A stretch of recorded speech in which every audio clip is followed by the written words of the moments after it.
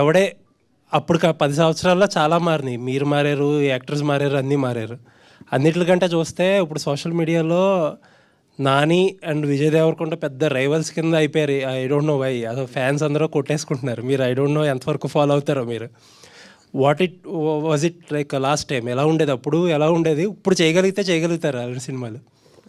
అదే అంటే మొన్న ఈ వీడియో పెట్టాము, అంత రియూనియన్ లాగా అంత సినిమా చూసినప్పుడు. దాని తర్వాత చూసా అపారెంట్లీ ఫ్యాన్ వార్స్ ఉండే ముందు అని. నాకు నానికి విజయ్కి ఫ్యాన్ వార్స్ అంత తెలీదు. అండ్ అప్పుడు బిగినింగ్లో నాని చాలా సపోర్టివ్ ఉండే విజయ్కి. ఐ రిమెంబర్ లైక్ ప్రతి సీన్ వాళ్ళిద్దరు డిస్కస్ చేసుకుంటే విజయ్ సీన్ నాని హెల్ప్ చేస్తుండే. I think the Nani also by default both of them are such easy going people, both very ambitious obviously, but very easy going and happy people. They'll anta yeah, so that was one. And ఇప్పుడు మళ్ళీ చేయాలంటే చేయగలుగుతామంటే I don't think like this for sure.